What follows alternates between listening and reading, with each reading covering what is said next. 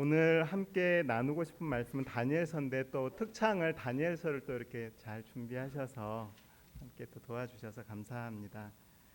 다니엘서는 한 번만 하고 지나갈 것이 아니라 몇 번 하고 지나가려고 이렇게 생각하고 있습니다. 내용이 조금 한 번에 지나가기도 그렇고 또 요즘 우리 시대에 대한 이야기들을 담고 있어서 다니엘서는 몇 번 정도 좀 더 나누어서 말씀을 함께 나누고자 합니다. 오늘 함께 나누고 싶은 말씀의 주제는 큰 은총을 받은 사람 다니엘이라고 하는 내용으로 말씀의 은혜를 나누고 싶습니다. 여러분들은 어떤 이름으로 불려지기를 원하십니까? 성경에는 종종 이렇게 하나님께서 부르신 사람들의 이름이 있습니다. 가령 나의 벗 이렇게 부르는 사람이 있었고요. 또 내 마음에 맞는 사람 이렇게 불려지는 사람이 있고요. 또 어떤 사람들은 뭐 우레의 아들 막 이렇게 불려지기도 하지만 나중에 그 이름이 바뀌어서 사랑의 사도 이렇게 여러 이름들을 가지고 또 불려지고 있습니다. 근데 다니엘이라고 하는 이 사람은 어떻게 성경 하나님께서 보시고 또 불려질까 봤더니 다니엘서 10장 11절에 큰 은총을 받은 사람 다니엘아라고 이렇게 불려져요. 그래서 다니엘이라고 하나님께서 또 그를 보시는 시각이 이 문장 속에 잘 나타나 있다고 생각되는데요. 오늘 이 말씀 다니엘서를 연구하면서 다니엘은 바벨론 시대의 한 청년으로서 포로로 살았지만 오늘 우리는 영적인 바벨론 시대를 살아가는 삶 속에서 다니엘을 통해서 오늘 이 시대를 어떻게 살아가야 할지에 대한 우리가 지혜를 얻고 또 하나님의 뜻을 함께 살피는 그런 시간이 되면 좋겠습니다. 다니엘 하면 여러분 가장 먼저 떠오르는 건 뭐가 떠오르는가요? 네, 저도 사람들 다니엘 하면 뭐가 제일 많이 떠오르는가 조사를 해봤더니 네, 조금 전에 성경 어린이 설교에도 나왔는데 사자굴 속에 다니엘이 가장 많이 떠오른다고 합니다. 여러분들이 사자굴 속에 들어가면 엄청 불안하겠죠. 근데 이 사자 무리 속에 휩싸여 있으면서도 전혀 불안해하지 않는 다니엘을 보니 신기하기도 하고 그런데 또 요나 하면 또 뭐가 제일 먼저 떠올라요, 사람들은? 예, 물고기 속의 요나를 가장 먼저 떠오릅니다. 죄송합니다. 어쩌면 우리가 이 땅에 살아가면서 우리의 삶을 누군가 기억할 때 가장 기억나는 순간 하면 어쩌면 가장 번영하고 풍요로울 때가 아니라 가장 힘들고 위험한 순간이 어쩌면 우리가 가장 그 시간을 어떻게 보내느냐를 기억하게 하는 가장 중요한 순간일 수도 있는 것 같습니다. 어쨌든 다니엘은 이처럼 사자굴 속에서도 사자들의 밥이 되지도 않고 그 속에서 하나님의 영광을 드러내고 또 하나님께서 함께 하시는 사람이라고 하는 그러한 분명한 표적과 증거를 보이는 사람이었기에 또 많은 사람들이 다니엘 하면 사자굴 속을 떠올리는 것 같습니다. 근데 특별히 다니엘은 이 시대까지 많은 영향을 끼치고 있어요. 이 다니엘과 관련된 많은 프로그램들이 지금도 이렇게 진행이 되고 있습니다. 보면 신앙훈련 프로그램이나 기도회, 전도회 등과 관련했을 때 다니엘 기도회, 이것은 세계적인 기도회로 21일 동안 하는 그런 기도회가 지금도 이렇게 계속 운영이 되기도 하고요. 그 다음에 다니엘 학습법 해가지고 김동환 전도사님인가요? 해서 다니엘과 관련된 공부법에 대한 책들이 굉장히 많이 나와서 또 다니엘 공부법을 소개하고 있기도 하고 예언 전도회도 역시 다니엘서를 많이 이렇게 해서 우리 신계훈 목사님, 홍명관 목사님, 김대성 목사님 이런 분들이 아주 다니엘서를 통한 전도회로 아주 유명한 분들이죠. 그래서 예언 전도회 굉장히 예언 전도회 하면 그 우리 다니엘을 떠올리는 그런 부분이 생각나고요.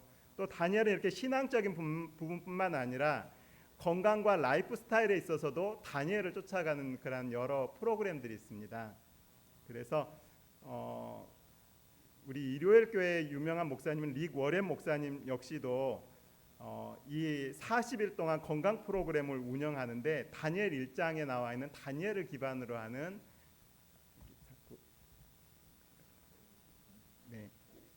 내용을 통해서 음식과 그리고 운동, 그 다음에 뭐죠? 마음가짐, 신앙, 그리고 공동체라고 하는 이러한 주제들을 가지고 그 건강 프로그램을 운영하기도 합니다.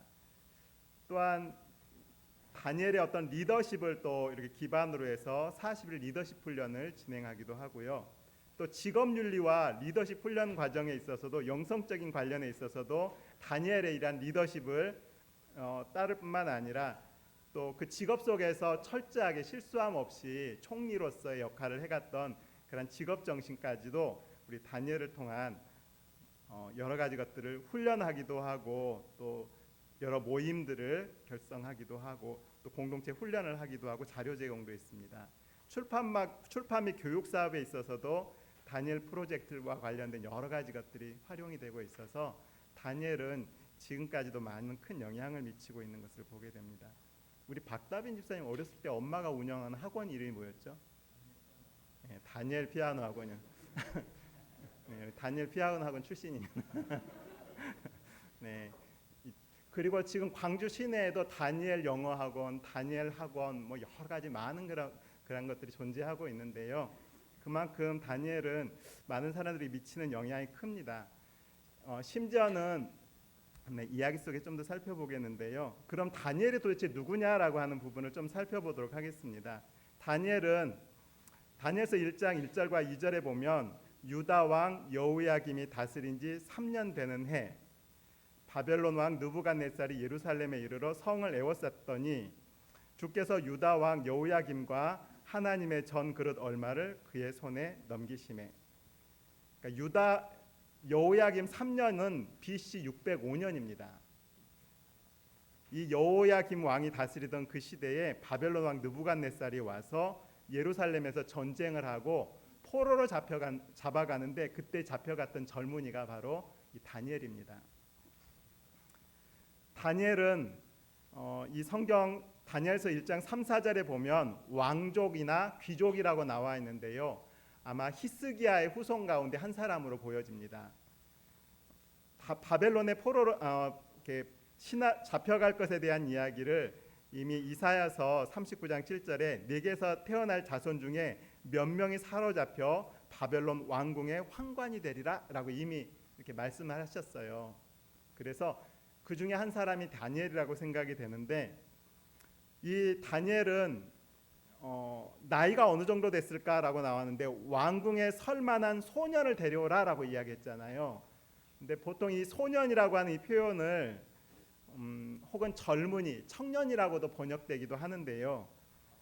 그 시기에 15에서 18세 정도의 나이지 않을까라고 이렇게 하는데 나이를 찾다 보니까 교회 증언 상원 570쪽에 다니엘이라고 하면서 18살에 불과했다라고 이렇게 소개가 돼 있어서 그냥 다니엘이 포로로 잡혀갔을 때 나이가 18살이다. 저는 그렇게 생각을 하고 있습니다. 근데 에스겔이 이로부터 8년 후에 바벨론의 포로로 잡혀가거든. 2차 침공에서. 근데 그때 나이가 25이었어요. 그러면 다니엘이 18살이고 8년 후에 다니엘의 나이는 26. 그럼 에스겔은 25. 그러니까 한 살 차이밖에 되지 않는 바벨론의 포로로 잡혀가 있는 그런 거의 동갑내기와 같은 그런 모습인데요. 근데 이 에스겔이 다니엘을 3번이나 뭐라고 한지 아세요? 의인이라고 말하고 있어요. 누구와 함께 빗대어서 의인이라고 말하냐면 노아, 욥, 다니엘 이렇게 이야기를 해요. 그러니까 같은 시기에 살아가는 같은 곳에 있는 이 다니엘을 에스겔이 다니엘을 그렇게 바라봤다고 하는 것은 다니엘이 얼마나 이 바벨론의 삶 속에서 살아가고 있지만 같은 유대인들에게 얼마나 큰 영향을 미쳤는가. 그러니까 오늘 우리에게도 영향을 미치고 있을 뿐만 아니라 그 같은 시대를 살아가고 있는 그 유대인들에게조차도 의인으로서 칭함을 받는, 그것도 선지자의 영감, 성령의 영감을 받아 기록하고 있는 이 에스겔에서 3번이나 그를 의인이라고 기록하고 있는 것을 보면 굉장히 큰 영향을 끼치고 있었다라고 하는 것을 알 수 있는 것 같습니다. 이 다니엘은 이 18살에, 여기 혹시 18살 누가 있나요? 18살? 여기 18살 없나요? 네. 18살이면 아주 사춘기는 좀 지나고 고등학생이죠. 예, 근데 그 나이에 지금 포로로 잡혀갔다고 생각하면 굉장히 여러 가지 생각이 들 수 있을 것 같아요. 특히 하나님에 대해서 불평이 있을 수 있을 것 같아요. 이 나라를 보호해주지 않고 뭐 했다는 거예요? 나를 이 바벨론이라는 곳에, 이 힘든 곳에 나를 이렇게 나라가 패배하고 이곳에 이렇게 갈 수 있도록 그렇게 던져졌다라고 하는 그러한 사실만 생각하면 굉장히 억울할 수 있을 것 같아요. 그러나 하나님께서는 이미 이사야 선지자를 통해서 그리고 에레미야 선지자를 통해서, 에레미야 선지자는 다니엘보다 20살에서 40살 내외 정도 많아 보이는데, 이 에레미야 선지자가 이미 뭐 하라고 했냐면 하나님의 기별을 증거를 했기 때문에, 어쩌면 다니엘은 예루살렘에 살면서도 하나님의 이 뜻이 이란 일에 대한 마음의 준비를 하고 있었기에 바벨론의 포로로 잡혀가 있을 때에도 당황하지 않고 어떻게 행해야 할지에 대한 마음의 준비가 돼 있었던 것 같습니다. 우리가 미리 하나님의 말씀을 통해서 미래를 향하여 말씀하신 하나님의 음성을 귀담아 듣고 있는 것은 우리가 그때 그 상황이 될 때 어떻게 행해야 될지에 대한 마치 예방주사와 같은 굉장히 중요한 역할이 될 것이기 때문에, 우리가 하나님의 말씀에 다니엘처럼 깊이 관심을 가지고 유념한다면 어떤 어려운 순간이 있어도 그 상황에서 우리가 더 나은 삶의 길들을 발견해 갈 수 있는 길을 찾을 수 있으리라 생각이 됩니다. 다니엘은 이처럼 바벨론의 포로로 잡혀갔지만 더불어서 그 바벨론에서 괴롭히기만 한 것이 아니라 이 다니엘에게는 엄청난 은혜를 베풀어 줬어요. 이 18살에 어쩌면 배도 굉장히 많이 고프고 또 이렇게 먹을 것도 막 땡길 텐데, 이 왕궁에서 뭘 주냐면 왕의 진미, 왕의 음식과 그가 마시는 포도주로 그들을 먹도록 3년 동안 기르도록 주셨단 말이에요. 그러니까 먹을 것을 풍성하게 제공을 해주고 있는 그러한 시기에 다니엘은 또 하나 그 나라의 학문과 기술을 배울 수 있는 그러한 교육의 기회가 또 주어집니다. 그것도 왕궁에서. 어쩌면 이런 유혹이라기보다는 그에게 굉장히 특권과 같은 그러한 기회가 왔는데, 이 다니엘은 이런 유혹들 속에서 넘어지지 않고, 물론 모든 걸 다 거부하지는 않습니다. 그러나 다니엘의 이름을 벨드사라고 창씨 계명이라고 그랬죠. 옛날 우리나라에서는 이름을 바꿔버리고, 그것도 바벨론의 신들의 이름을 담아서 이렇게 이름을 바꿔버리고, 그러니까 이 세 가지 정책, 교육, 그 다음에 먹는 거, 그 다음에 이름까지 이렇게 바꿔버리면서 이 다니엘이 완전 바벨론의 사람이 되도록 이렇게 했던 거예요.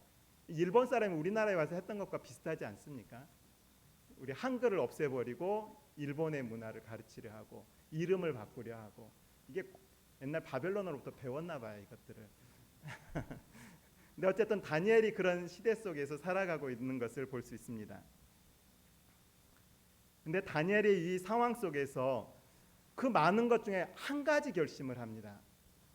여러 가지 교육 학문의 기회가 주어진 것도 배우는 것도 하고, 그 다음에 이름을 벨드사사라 해서 사람이 그 이름을 부르는 것에도 큰 개념하지 않아요. 그런데 무엇에 그의 마음의 뜻을 결심하냐면, 왕의 음식과 마시는 포도주에 있어서, 먹는 것에 있어서는 스스로 뜻을 정하고 그것들을 먹지 않겠다고 결심을 합니다.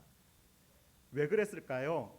사실 왕이 주는 이 기회를 거절한다는 것은 사실 그 나라에서 목숨을 거는 일이거든요. 그런데 그 일을 하지 않겠다고 결심을 합니다.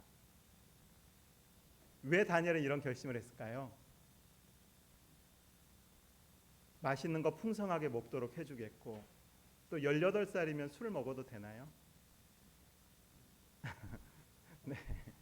네, 풍성하게 그 모든 것들을 제공을 해주고 있는데 다니엘은 그것들에 대해서 결심을 합니다. 뜻을 정해요. 그러니까 먹는 것에 뜻을 정합니다. 근데 이 먹는 문제가 우리는 가볍게 생각할 수 있을지 모르겠지만 다니엘은 이것을 굉장히 중요한 문제라고 여겼습니다. 그 이유 중에 첫 번째는 뭐냐면, 다니엘은 18살이니까 예루살렘에 있을 때 성경을 읽었던 것 같아요. 우리 선지자와 왕 482쪽에 있는 내용인데요. 같이 읽어보겠습니다. 시작. 그들은 나답과 아비후의 역사와 양피지에 기록된 모세 오경에 수록된 그들의 부절제와 그 결과의 기록을 익히 알고 있었다. 그들은 술을 사용함으로 자신들의 육체적, 지적 능력에 해로운 결과가 오리라는 사실을 알고 있었다. 예, 이 다니엘은 나답과 아비후가 어떻게 했어요? 술에 취해가지고 제사장임에도 불구하고 다른 불을 가져다가 그 분향단에 불을 피움으로 인해서 바로 하나님의 불의 심판을 받아서 죽었다는 사실을 알고 있었어요. 그 분별력을 잃어버렸던 게 술에 대한 잘못된 사용이었다는 것입니다. 그래서 술을 잘못 사용함으로 인해서 육체적 직접 능력에 해로운 결과가 오리라는 사실을 알고 있었기 때문에 왕이 마시는 포도주로 인해서 자기를 더럽히지 않겠다고 하는 마음의 결심을 했던 겁니다. 뿐만 아니라 다니엘은 이미 부모로부터 그들의 능력을 위축시키거나 약화시키지 말아야 한다는 가르침을 받았다라고 말. 그러니까 부모로부터 몸을 위축시키거나 자기 몸을 해롭게 하는 것들에 인해서 자기 몸의 능력을 약화시키는 일들을 하지 않도록 성경 고린도전서 6장에서는 뭐라고 말하고 있냐면 너희 몸은 누구 것이다? 내 몸은 누구 것이다? 내 몸은 내 것이 아니다 그랬어요. 그럼 내 몸은 누구 거예요? 내 몸은 하나님의 것이다 라고 말하고 있습니다. 왜냐하면 하나님 우리를 창조하셨고 죄 가운데 잃어버린 우리를 십자가에서 당신의 아들의 생명으로 다시 사셨기 때문에 우리의 몸은 하나님의 것이다. 그래서 그러므로 우리의 몸은 성령께서 거하시는 전이다라고 말하고 있습니다. 그래서 우리 몸에 대한 재림교회는 우리 몸에 대한 것을 굉장히 중요하게 생각합니다. 삼육교육도 같은 맥락입니다.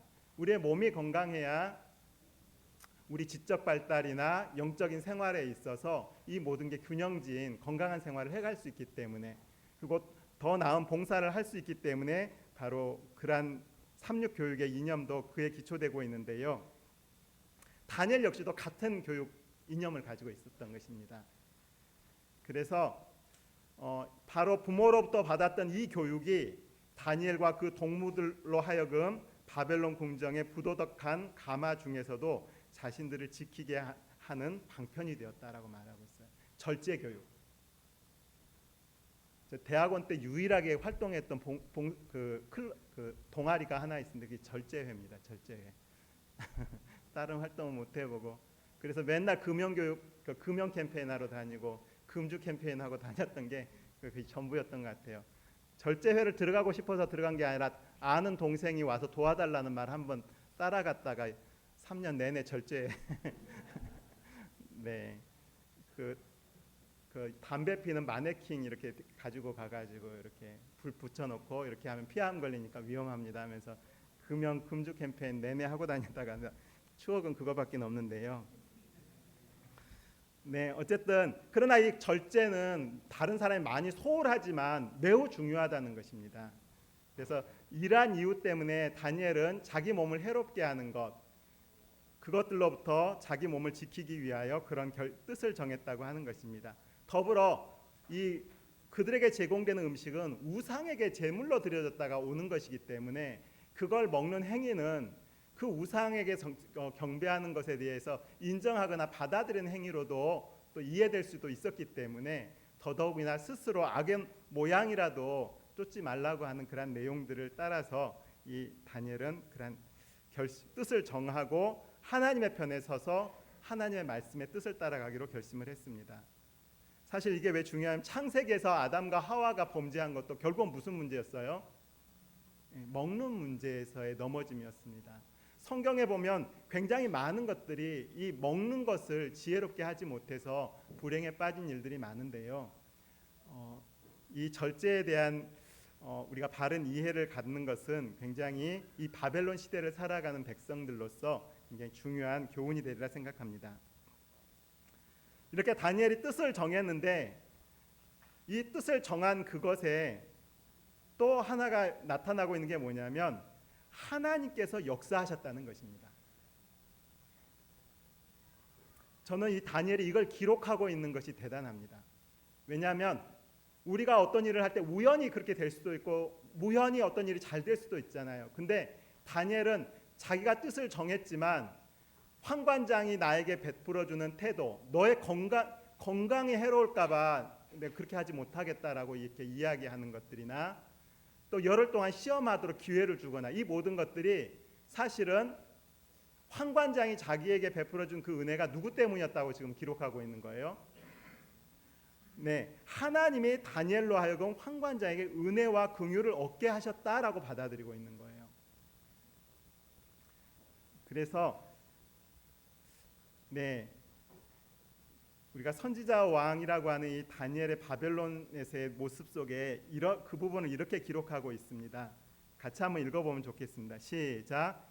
인간의 노력은 하나님의 능력이 없이는 아무 쓸모가 없고, 인간의 애씀이 없이는 하나님의 수고가 많은 사람에게 전혀 도움이 되지 않는다.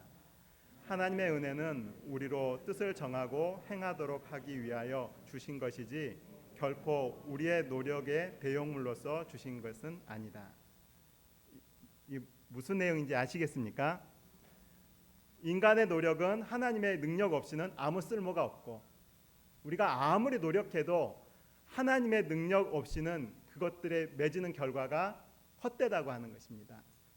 인간의 애씀이 없이는 하나님의 수고가 많은 사람에게 전혀 도움이 되지 않는다. 의사는 환자를 낫게 하려고 여러 막 약을 처방해서 주잖아요. 근데 환자가 의지가 없어.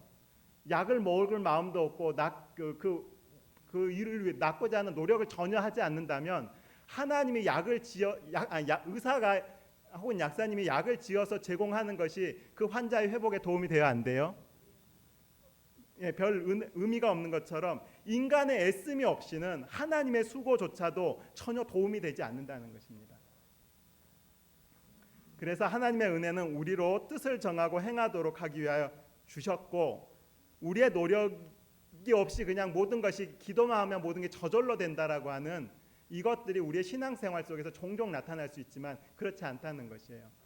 우리가 뜻을 정하고 그 일을 행할 때에 하나님께서도 함께 그 일들이 이루어지도록 마치 이렇게 옷감을 짤 때 이렇게 함께 짜여져 가는 것처럼 우리의 구원 사역과 복음의 사역이 함께 조화를 이루기 때문에 우리의 삶에 있어서도 하나님이 너무 중요하지만, 하나님께서도 우리 없이도 구원을 이루시는 일이 어렵지 않겠지만, 하나님께서 우리에 대한 사랑과 또 우리의 성장을 위해서는 함께 할 수밖에 없기 때문에 우리의 노력과 수고가 주님의 구원 사역에 매우 중요하다는 사실을 함께 이해하시고 공감할 수 있게 되길 간절히 바랍니다. 네, 그 결과 다니엘은 환관장의 은혜를 얻어서 열흘 동안 시험을 하게 했는데, 열흘 후에 보니까 다니엘의 모습이 훨씬 더 윤택하고 좋아 보였습니다. 그래서 다니엘은 지정된 음식과 마실 포도주를 제하고 채식을 제공받게 되었는데요. 이 다니엘 1장에 나와 있는 이 다니엘의 결심이, 다니엘은 뜻을 정했지만 결국 그 일이 이루어지도록 하나님께서 어떻게 역사하고 계시는지를 우리가 함께 조화롭게 볼 수 있는 것 같습니다. 그리고 하나님께서는 이런 뜻을 정한 다니엘에게 또 더 큰 일들을 이루시는데요. 이 네 친구에게 소년에게 학문을 주시고 모든 서적을 깨닫게 하시고 또 지혜를 주셨습니다. 더불어서 다니엘은 이 세 친구보다 하나를 더 주셨는데요. 모든 환상과 꿈을 깨달아 알게 하는 그러한 은혜를 주셨다고 다니엘은 기록하고 있습니다. 이 사람이 바로 다니엘입니다. 그래서 이 다니엘의 1장은 다니엘서 전체를 우리가 기록하고 있는 다니엘서의 그런 신뢰를 갖게 하는데요. 다니엘은 이외에 추가적으로 하나를 또 다른 은혜를 경험하게 됩니다. 그것은 느부갓네살 왕의 꿈을 통해서 깨닫게 되는 것인데요. 재밌는 것은 느부갓네살이 다스린 지 2년 되는 해에 느부갓네살이 꿈을 꿨다라고 말했잖아요. 근데 아까 다니엘은 1장에서 3년 동안 가르치고 기르라고 했잖아요. 근데 느부갓네살 왕이 다스린 지 2년째 꿈을 꿨다면 3년이 되기 전에 꿈을 꿨다는 거예요? 아니면 3년이 지나서 꿈을 꿨다는 말일까요?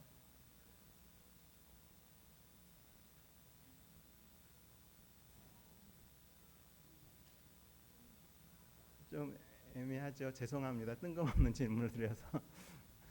네, 이 말은 무슨 말이냐면 옛날 왕들의 연대를 셀 때는 즉위년이 이렇게 있어요. 그러니까 처음에 내가 왕이 되는 첫 해는 그냥 왕이 된 해, 그 다음에 통치하는 그 다음부터가 1년, 2년 가요. 그러니까 지금 느부갓네살이 다스린 지 2년 됐다는 말은 3년째 되는 해라는 말이에요. 그래서 근데 다니엘이 36개월 동안 완전히 3년을 채운 교육이라기보다는 횟수로 3년에 가까운 교육을 받은 것 같아요. 첫 해, 둘째, 셋째. 그러니까 이 느부갓네살이 다스리는 이 2년째 해에 어떤 꿈꾸기 전에 뭐 한 거예요? 이미 다니엘은 테스트를 받아서 이 사람이 지혜롭고 탁월하다고 하는 이미 그러한 것이 선언이 되어서 끝났어요. 다니엘이 지혜로운 사람이라고 하는 것이 인정을 받고 그러 다음에 시간이 지난 얼마의 시간, 그러니까 많은 시간이 지나지 않는 그 시점에 이 왕이 꿈을 꿨어요. 근데 이 왕의 꿈은 그 나라가 앞으로 어떻게 될 것에 대한 이 나라의 미래에 대한 걱정이었습니다. 어떻게 하면 이 나라가 건강하고 튼튼하고 오랫동안 갈 수 있을까? 번영하는 나라를 누릴 수 있을까? 아마 그런 고민을 하고 있었을지 몰라요, 왕이. 그런데 그런 고민을 하고 있는 이 왕에게 하나님께서 한 꿈을 주신 것 같습니다. 그런데 참 신기해요. 이 꿈은 왕을 위한 꿈이 아닌 것 같습니다. 누구를 위한 꿈이었냐면 완전히 다니엘을 위한 꿈이었습니다. 왜냐하면 왕이 꿈을 꾸고 그 꿈을 뭐 해버렸어요? 꿈을 잊어버렸어요. 그래서 그 꿈을 알고 싶은 생각이 들어서 갈대아의 술사들 또 박사들을 불러서 말을 합니다. 내 꿈과 해석을 알려달라고. 근데 박사들이 와서 하는 말이 세상에는 왕의 그 꿈을 보일 사람이 없다라고 이렇게 이야기를 합니다. 그러니까 그들은 할 수 없다라고. 그러니까 바벨론에 있는 많은 사람들은 왕의 꿈과 해석을 보일 수 있는 사람이 없어요. 그리고 할 수도 없을 거라고 말할 때, 근데 이 대화는 왕의 분노를 사게 되었고 결국 왕은 모든 박사들을 죽이라고 했는데 다니엘 역시도 죽게 생길 상황에 빠진 것은 그 박사들의 문화에서 배워야 될 학생이었기 때문에 다니엘 역시도 죽을 수밖에 없는 그런 운명에 빠지게 됩니다. 그런데요, 이 위기의 순간 다니엘이 했던 것은 뭐냐면 친구들과 함께 기도하는 것이었습니다. 시간을 주시면 왕에게 그 꿈과 해석을 보이겠다고 하면서 하나님께 그 순간을 이겨나갈 수 있는 지혜를 달라고 기도를 했고요. 결국 하나님께서는 이 다니엘에게 왕이 잃어버렸던 꿈과 똑같은 것을 꾸게 하시고 그 뜻을 알게 해주셨습니다. 그리고 다니엘이 왕에게 찾아갑니다. 그러니까 이 다니엘이 지금 하고 있는 이 행동은 바벨론의 어느 누구도 할 수 없는 일이에요. 그리고 왕이 잃어버린 꿈을 알려주고 해석하라고 하면 다양한 해석이 나오겠지만 꿈 자체를 말해야 그 다음에 해석을 신뢰하겠다고 하니 참 답답한 상황이죠. 근데 다니엘이 가서 왕에게 그 꿈을 이야기하는데 먼저 큰 신상을 보았다고 말하고 있습니다. 그 신상은 순금, 은, 놋, 쇠로 되어 있다라고 말하고 있어요. 그리고 발과 발가락은 진흙으로 되어 있다고. 자, 그런데 그 마지막은 이렇게 될 거라고 말하고 있는데요. 읽어보겠습니다. 시작. 나와서 신상의 쇠와 진흙에 발을 쳐서 부서뜨리매 그때 쇠와 진흙과 녹과 은과 금이 다 부서져 여름 타작 마당에 겨같이 되어 바람에 불려간 곳이 없었고 우상을 친 돌은 태산을 이루어 온 세계에 가득하였나이다. 네, 이 신상이 부서지는 그러한 모습을 봤는데요. 그러면서 왕이 그 이야기를 했을 때 드디어 생각이 났어요. 잃어버렸던 꿈이 바로 그 꿈이라는 사실을 알았습니다. 그리고 다니엘이 그 해석을 보이는데요. 왕은 그 금머리입니다라고 말하고 있어요. 그래서 왕이 다스리는 나라 바빌로니아가 바로 이 첫 번째 금나라라고 표현하고 있습니다. 그리고 두 번째를 이렇게 말합니다. 왕을 뒤이어 왕보다 못한 다른 나라가 일어날 것이요. 그러니까 예루살렘을 지배하고 점령했던 바벨론 그 뒤에 또 다시 예루살렘을 지배하고 다스릴 한 나라가 바벨론의 뒤에 이어서 일어날 터인데 그 나라는 메데페르시아였습니다. 다니엘이 살아있을 때 메데페르시아가 바벨론을 무너뜨립니다. 그래서 그 나라가 올라오는데요. 그 나라는 공교롭게도 은나라, 은을 화폐로 사용했던 나라이기도 하고 은으로 묘사되고 있는 메데페르시아가 올라옵니다. 그 다음에 세 번째 나라는 녹과 같은 나라라고 말하고 있는데요. 그리스 제국입니다. 알렉산더 대왕은 성경에서 자기를 이 논나라라고 이 자기를 예언하고 있다는 것을 알았다고 요세푸스는 역사의 책에 기록하고 있어요. 성경에서 일어나고 있는 이 세 번째 나라가 자신의 나라라고 하는 것을 알았다고 말을 하고 있고 세계를 정복하게 될 자신의 운명을 생각하면서 그 일들을 시작했다고 하는 내용도 있는데 어쨌든 이 그리스는 노스로 표현되어 있는데 그들의 군사들이 노스로 뒤집어 쓴 그리스인이라고 하는 표현을 할 만큼 그리스를 나타내기에 적합했습니다. 네 번째 나라는 철과 같은 나라입니다. 예수님이 사시다가 십자가에서 죽으시기도 했던 그런 나라입니다. 그리고 이 로마라고 하는 이 나라는 다른 어떤 나라에게 멸망한 것이 아니고 이 나라는 동로마와 서로마로 나누어지더니 다시 이 서로마 제국은 10개의 나라로 분열이 됩니다. 그 뒤로도 나라들은 계속 분열되어서 오늘날 현재까지 계속 이르러 오고 있습니다. 이 로마가 분열된 나라를 하나로 통합시키려고 하는 많은 노력이 있었습니다. 1차 세계대전도 마찬가지고 2차 세계대전도 마찬가지고 유럽을 하나로 만들기 위해서 노력했고 현재도 EU라고 하는 걸 만들어서 하나의 나라를 만들려고 하는 노력을 하고 있지만 성경에서는 이 열국 이후에 다른 것을 예언하고 있지 않습니다. 이처럼 여러 나라들로 이루어져서 그래서 세계를 어느 한 나라가 지배하는 나라를 성경에서 예언하고 있지 않은 이러한 역사, 다니엘서 2장의 역사는 곧 무엇을 의미하냐면 오늘 우리가 살고 있는 지구의 역사의 기준점을 잡아줘요. 이 세상의 역사가 어떻게 흘러갈지. 그래서 역사 철학을 제공해주고 있는 것이 이 다니엘서가 2장에서 제공하는 것입니다. 그래서 2차 세계대전이 일어났을 때 독일에 있는 우리 재림 성도들은 독일이 세상을 유럽을 모두 점령할 수 있을 거라고 봤을까요? 그렇지 않을 거라고 했을까요? 불가능하다고 여겼습니다. 왜냐하면 다니엘서 2장에서 유럽을 하나로 통합할 나라가 더 이상 없기 때문에. 그래서 이 열국 이후에 성경에서 나타내고 있는 나라는 오직 한 나라인데요. 사람의 손이 닿지 않은 한 뜨인 돌의 나라, 그 나라가 바로 이 열국 이후에 있게 될 나라를 나타내고 있습니다. 이 돌이 와서 신상을 부서뜨려 버리고 그곳에 영원히 설 것이라고 말하고 있는데요. 이 돌의 나라, 바로 그것이 성경에서 말하고 있는 이 열국 시대의 유일한 나라입니다. 그리고 그 나라는 영원할 것이라고 말하고 있습니다. 예수님께서 종종 자신을 바위 혹은 돌에 이렇게 묘사하고 있어요. 혹은 모퉁이 돌이라고도 묘사하고 그러시면서 이 반석은 그리스도라고 묘사하기도 하고 또 살아있는 돌이라고 묘사하기도 하는 바로 이 돌은 그리스도를 묘사하기 때문에 이 마지막에 세워질 나라는 그리스도의 재림을 통해서 세워질 하나님의 나라를 나타내고 있다는 것입니다. 다니엘서 2장 47절에 바로 이와 같은 꿈과 해석을 들은 왕은 오늘 47절에 이렇게 반응하고 있습니다. 같이 한번 읽어보겠습니다. 시작. 너희 하나님은 참으로 모든 신들의 신이시요 모든 왕의 주제로다. 내가 능히 이 은밀한 것을 나타내었으니 네 하나님은 또 은밀한 것을 나타내시는 이로다.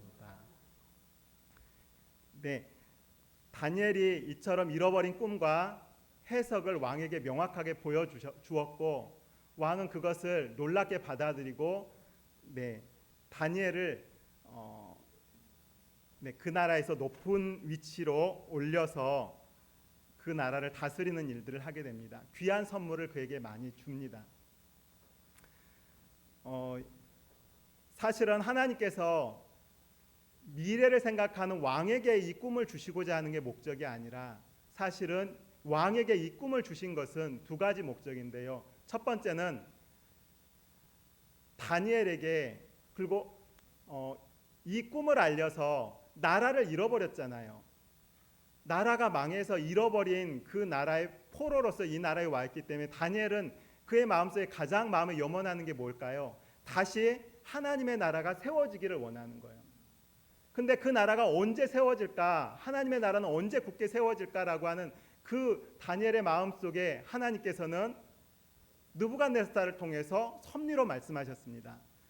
바빌로니아가 망하고 은나라가 망하고 놋나라가 망하고 철나라가 망하고, 철나라는 분열되어 열국이 이루어질 것이지만 그 이후에 하나님의 나라가 이루어질 거야. 마치 아브라함이 하늘의 별을 보면서 언제 자기의 자식을 통해서 이 하나님의 약속이 이루어질까를 고민할 때에 4대 이후에 400년 후에 내 백성이 애굽에 내려갔다가 돌아올 것이라고 하는 그런 기별을 주시는 것처럼 바벨론 속에서 그 나라를 하나님의 나라를 고대하는 다니엘에게 하나님께서는 하나님의 영원한 나라는 이렇게 세워질 거야라고 하는 기별을 통해서 희망을 주십니다. 또 하나는 이렇게 다니엘이 별 볼 일 없이 그냥 조용히 묻혀 있다면 이 기별이 많은 사람들에게 큰 영향이 될 수 있을까요? 등불을 켜서 말 아래 두지 아니하고 등경 위에 두어서 못 이게 비치게 하는 것처럼 하나님께서는 다니엘을 상상할 수도 없이 20살의 나이에 18살에 포로가 되어서 3년 교육받았는데 아까 2년이라고 말하니까 18, 19, 20살에 뭐 하는 거예요? 바벨론의 가장 높은 자리, 그 박사들의 어른을 삼아가지고 이 왕의 꿈을 해석하게 하고 모두가 알게 하였으니 그 영향이 얼마나 클까요? 그것은 바벨론에 살아가고 있는 모든 사람들에게도 이 계별이 감춰지지 않고 분명하게 전해질 수 있도록 하나님께서는 사실 다니엘을 높인 것이라기보다는 다니엘을 통해서 하나님의 기별을 지금 포로 속에서 절망하는 그 백성들에게 바로 하나님의 뜻과 계시에 하나님의 나라는 이렇게 세워질 거라고 하는 분명한 기별을 주고 있는 것 같습니다. 오늘 우리들은 이 다니엘의 역사 철학이 종교 개혁자들의 역사 철학이었고, 오늘 여러분들도 이 세상 역사에 흘러가고 있는 금머리, 은나라, 그리고 놋나라, 그리고 철나라가 나누어지는 분열의 시대, 그리고 그 이후에 사람의 손이 닿지 않는 돌나라, 바로 이 하나님의 나라에 대한 이 분명한 역사의 기준을 다니엘처럼 분명하게 인식하시고 이 하나님의 나라를 위한 준비들을 지혜롭게 해나갈 수 있게 되길 간절히 바랍니다. 다니엘은 이처럼 하나님의 큰 은혜를 입은 사람입니다. 그리고 다니엘이 봤던 그 은혜와 역사들을 오늘 우리들도 여러분도 보게 된 것입니까? 네, 다니엘이 보았던 그것을 오늘 우리도 보았어요. 다니엘처럼 오늘 우리가 깨닫고 알게 된 이 귀한 진리의 말씀과 은혜들을 가슴에 간직하고 또 필요하다면 오늘 이 말씀의 은혜들을 잘 증거할 수 있고 또 이 말씀의 은혜를 함께 나눌 수 있는 이 시대의 바벨론 속에 살아가는 다니엘이 살던 그 시대는 다니엘 한 사람이 이 일을 봤다면 오늘 이 시대에는 얼마나 많은 다니엘이 이 시대를 살아가고 있습니까? 오늘 여러분들도 다니엘처럼 뜻을 정해서 하나님의 은혜와 역사들을 경험하고 또 하나님의 영광을 분명하게 드러내고 하나님의 나라를 보여줄 수 있는 이 시대의 다니엘들이 되기를 간절히 소망합니다. 특별히 우리 젊은 청년들이나 우리 어린 학생들 정말 이 시대에 하나님께서 귀하게 쓰시는 그런 다니엘이 되도록 하나님께서 보충시기를 바라면서 말씀 마치겠습니다.